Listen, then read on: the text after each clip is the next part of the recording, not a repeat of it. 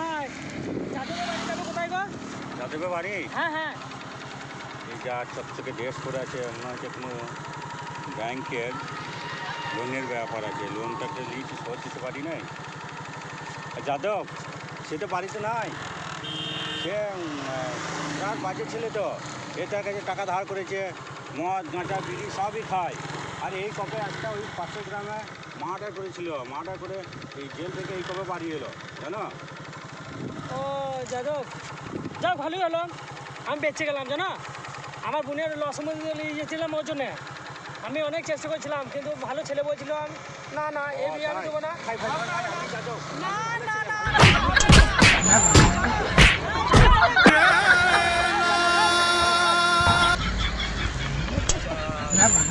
বেশি আমার আর বিয়ে হচ্ছে।